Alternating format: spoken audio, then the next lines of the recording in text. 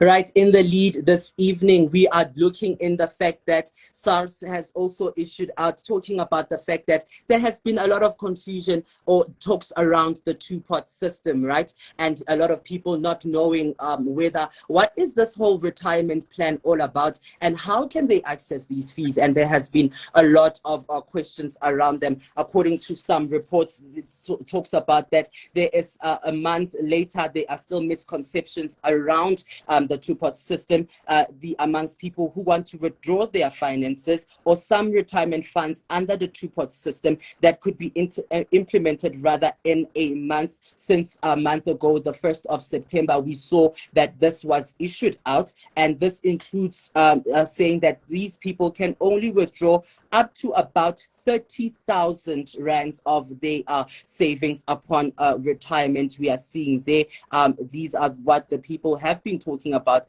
and people have been questioning and going through around that. So today, to help us to answer the questions and also to help us dive into what is the two-pot system and what is all that has to be about this, savings, and answering the question basically on how can this definitely have an impact amongst, the people of South Africa, and how can this change the savings and tax efficiency around South Africans. We are going to be joined by a trainee accountant from the Institute of Chartered Accountancy in South Africa, which is Ntokozo Sithole. I'm trying to get a hold of her right now. Let me see if I can just get into it here. But we want to hear your thoughts around the two-pot system. Okay, there is Ntokozo coming in there. We want to hear your thoughts. Those who are joining in, please be part of this conversation, as it's for you and us all to engage in everything and making sure that we understand what is this whole and how can this impact and change the lives of South Africans. Ntokozo, good evening and welcome to the News Desk. Thank you so much for having me. Thank you so much. Let's just go into it, all right? There has been a lot of confusion around these two pots, people thinking of these are the pots, physical pots that we are talking about.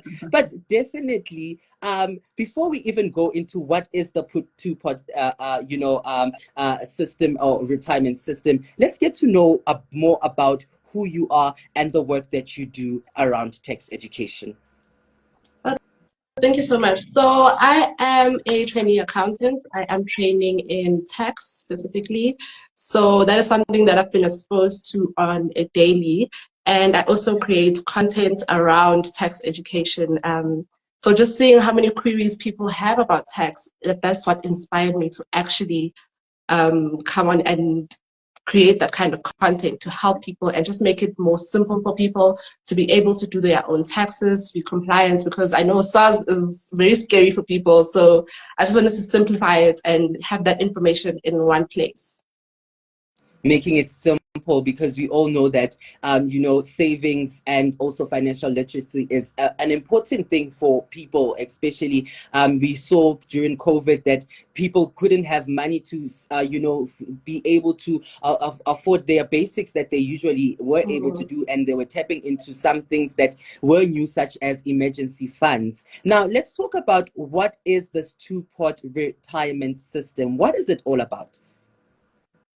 So the two-pot retirement system it's a system that was introduced by the government that will basically now split your retirement savings into two pots, as it says in the name.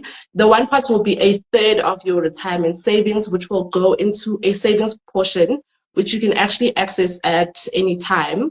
And then the 2/3 of that money will go into a retirement portion, like a retirement pot that you can't access until you retire, because a lot of people would resign from their job so that they can withdraw the money and meet their needs and stuff.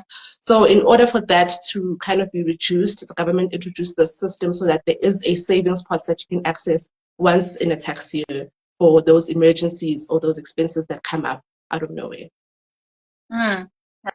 Thank you so much for answering that. That was quite clear, because a lot of people were confused as to how does it really work.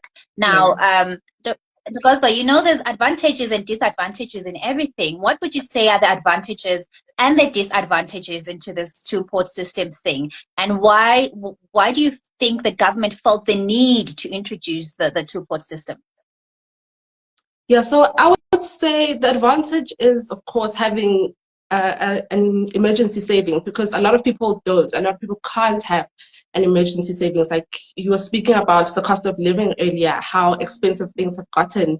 So some of us are not able to save and have those emergency savings. So I think the advantage of that is you kind of have like a forced savings portion that you can access at any time, and you are able to meet those needs or pay off debts. I've heard people saying, you know, I have this loan, it's not even a lot, but I just need to pay it off. And they've done so with this two-pot system. I think the disadvantages are more long-term disadvantages, where it will impact you once you retire, that you'll have a little less money than you would have if that money was left untouched. As well as the tax that you are paying on the money. So when you retire, you pay less tax on that money, but if you withdraw it now, you're paying more tax. So I think those are the disadvantages. But I think for a lot of people, it's more of an advantage because you have access to money that you wouldn't otherwise have. Yeah. Very interesting. And I've been looking at my colleagues filling out forms, and I was asking them, do they actually know what they are doing? And they were just like, they just need this money. They just need to receive this money to be able to pay their bonds and to be able to pay certain debts that they have. And and one thing that was common in what they were talking about had to be how they are getting taxed when it comes to this a retirement system. Can you explain to us the differences in the tax brackets and how people are getting taxed when it comes to the withdrawal of these funds? Okay, so with the withdrawal, you get taxed on your personal tax rate. So whatever tax rate you are getting taxed on your normal income, that is how SARS will calculate it. So when you fill out the form and you send the request to your fund, they will send a request to SARS and they will say, hey, SARS, this person wants to withdraw this amount of money. And then SARS will send them a tax directive and say, okay, this is how much you should tax this person based on either their previous tax returns or the information that we have from their employer, and then you will get taxed on your personal bracket. So as you know, individuals get taxed according to how much you earn. It starts off 0%, 18%, and it goes all the way up to 45%. So depending on how much you earn as an individual, that's the brackets that you'll get taxed in.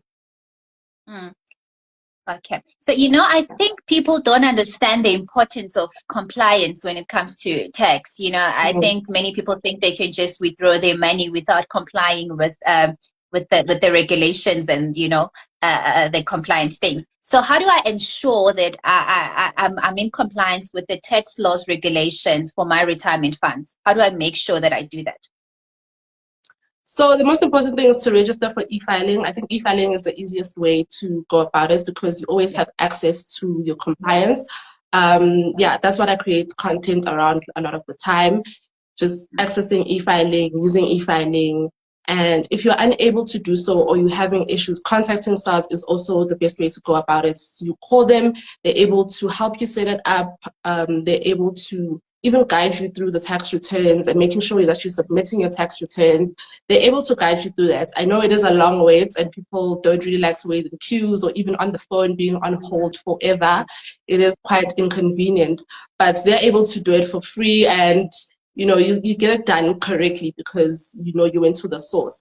But also just making sure that you're submitting your tax returns. You can also check your own compliance profile. You make sure that you just use the channels that are available. Another thing that people would be worried about would be, am I being is there a way that I can be exempt when it comes to this, when it comes to text? Are there other exemptions available for people who might be accessing these funds? So no, there are no exemptions. If you are withdrawing from the savings pots, you'll get taxed according to your marginal tax. The only people that do get some kind of relief are people that retire and then they get access to the retirement portion and the savings portion. Then they are able to get those relief of tax, but there aren't any specific exemptions in that regard.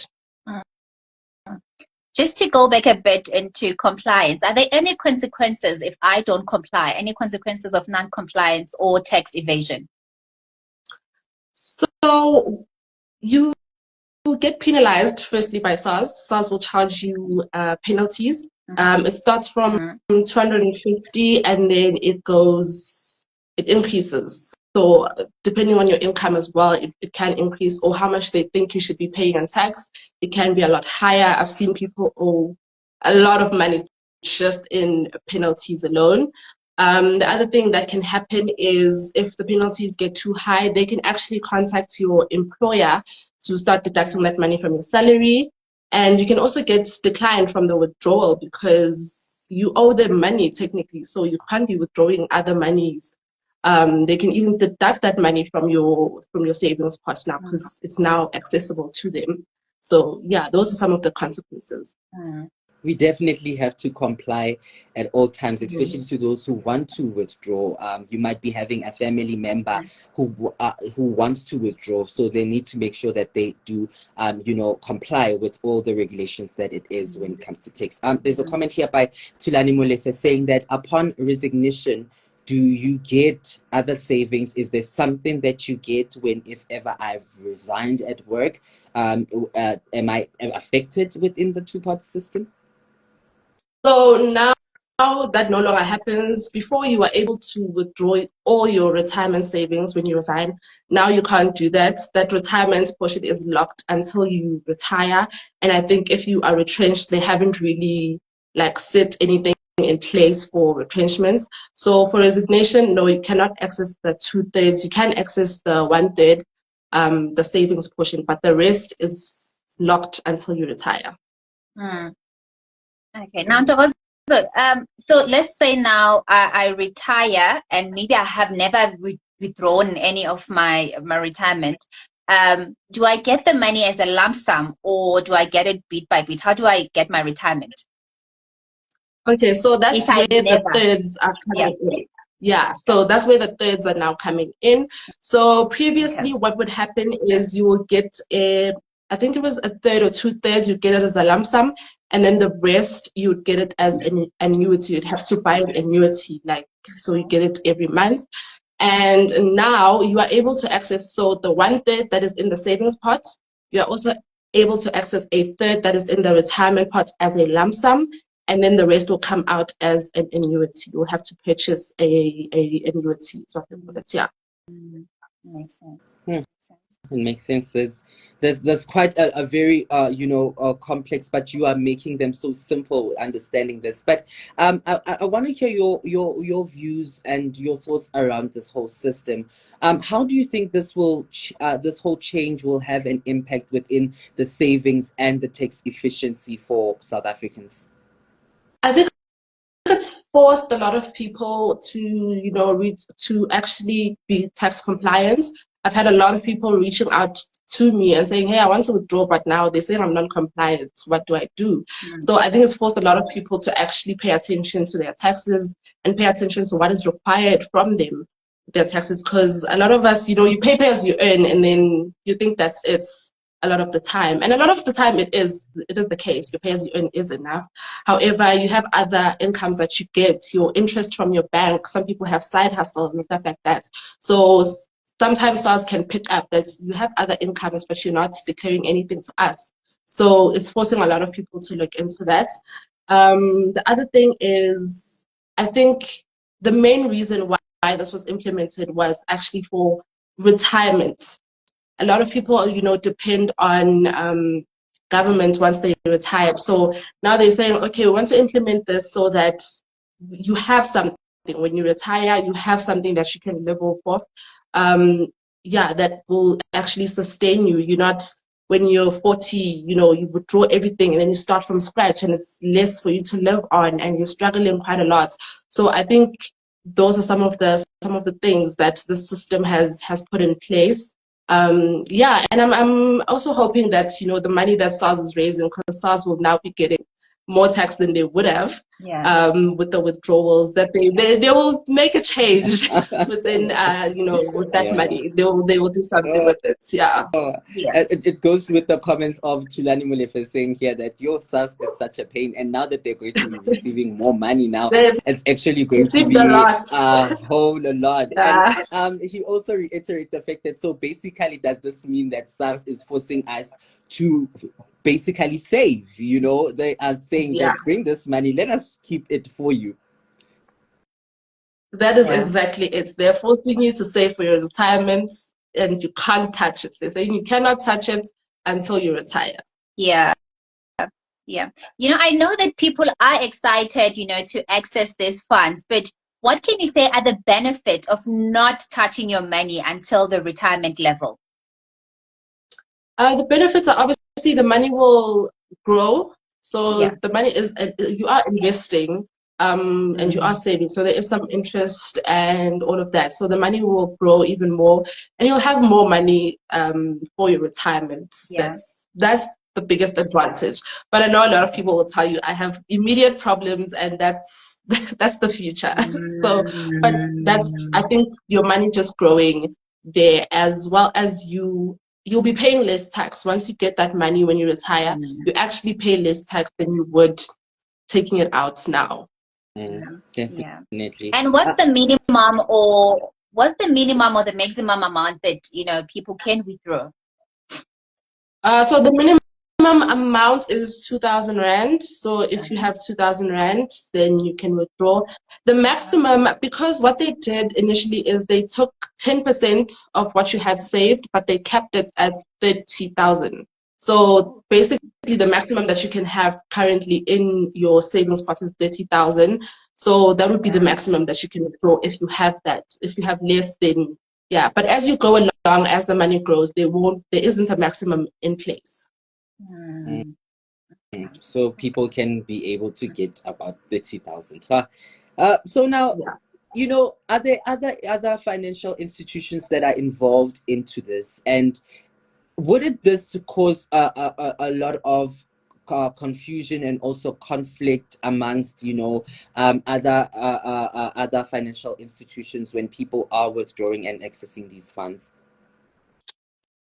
So no, because it's a bill that was implemented by the government, I'm sure they went into lengthy discussions with those institutions and their representatives to kind of come up with a system. But at the moment, no one can say, no, you have a retirement savings with us, but no, we're not going to give you your savings pots. They can't do that because it's law. It's been brought into law. So there isn't really, the only thing that has come up is there's been some companies being exposed that they haven't actually been paying those retirement deductions over to the financial institutions. So that's the only thing that's been coming out quite a bit now.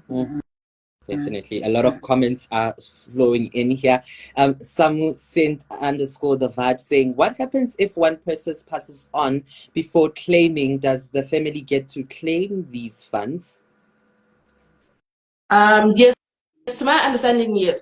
Then those funds would be released because the person is no longer around to be able to save it until they retire. So yes. That's a good relief, hey. Tulani saying, I've always questioned the unpredictability of life. I could die before retirement. What information do you have around number of people dying before withdrawing their monies? Sure, that's one thing I haven't looked into here. That's actually quite a good question. Of the stats would be interesting to see. Yeah, the stats would be very interesting to see because that's a very good point. So a lot of people have brought that up. That's now you're forcing me to say, what if I don't even get to the point and I'm struggling now? What if I don't get to the point of enjoying that money? So the stats to that would be actually interesting to see. Speaking of stats, do you have any stats around how many people have claimed so far since the beginning of September? Because we know that this was launched in the 1st of September. No, I don't have stats around that. I just know that SARS was almost touching, I think, about 1 billion in just taxes alone. So that's that means a lot of people went after that money, like a lot. People were always, looking for, other things. Slow Gem and slow underscore Gem saying, won't there be a conflict of interest between SARS and the banks? No. So whenever you withdraw a lump sum from anyone, or even if your company pays you a lump sum, they actually have to send a notice to SARS to say, we're paying this person a lump sum.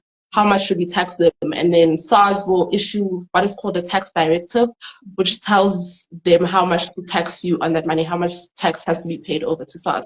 So no, there's quite a good communication channel when it comes to like banks and financial institutions and SARS. That's why you'll also see when you do your tax returns, usually your bank information and your medical aid information is already pre-populated because they have that open communication channel between them. Yeah.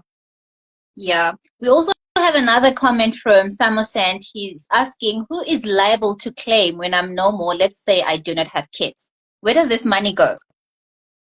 To whoever you fill out as your beneficiary. So when you sign up for retirement savings, you have to put a beneficiary on it. So whoever you put in there is the person that is supposed to claim for that. Yeah. Okay. So now, what channels or procedures does one have to follow in order to access these funds?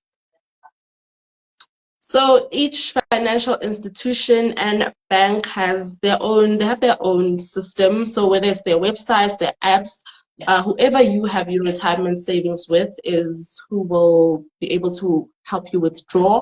Some do it online, some do it physically. They'll tell you what supporting documents you need to be able to do that. And as well as the fees that they charge, there's obviously going to be some admin fees around that. From them, so they'll be able to tell you, to give you that information of how to receive these okay funds. Now lastly, Now lastly, as a person who's always dealing with finances and you speak about finances a lot, what advice would you give to people out there generally from you as the financial person? For me, it's always educate yourself. Like, just takes time to, we have so many actually creators in South Africa that are trying this thing. I mean, even this channel is so great. Like, being able to have a place on Instagram to go watch the news, that's amazing. Just educate yourself with what's going on out there. Educate yourself with everything that has to do with your personal finances. You a lot of the time we look at what other people are doing. Is Mang is buying a car, this person. What about how are you standing? What can you do in your own, with your own finances to either improve it, to grow it, to better your finances and stuff like that. So I think just educate yourself, find a channel, if you like reading, read about it. If you want to watch YouTube channels, watch YouTube channels about it. Just educate yourself. That is the biggest thing. Just educate yourself. Fill yourself with information. Yeah. Ntokozo, I watch your YouTube channel and, you share a lot of information. I can say that I've gained a lot of information because you make it easier because, financial language can be quite difficult, so we respect people like you. Can you please share your social media pages? Where can people find you? Because I really love the content that you produce. Makes it very easy for people to understand finances and taxes. Where can people find you? Thank you so much. That is the whole point. So I am Money Matters _Ntokozo here on Instagram and on TikTok.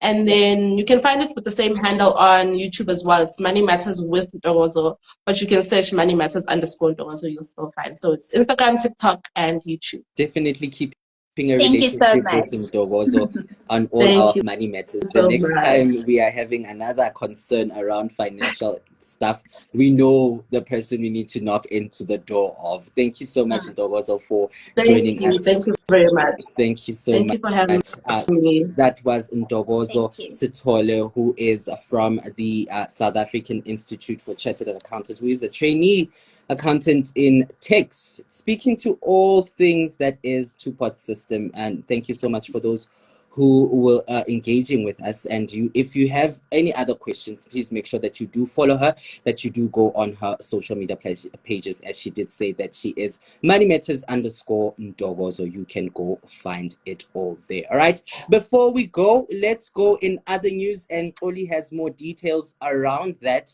with Pilani. Let's go in other news.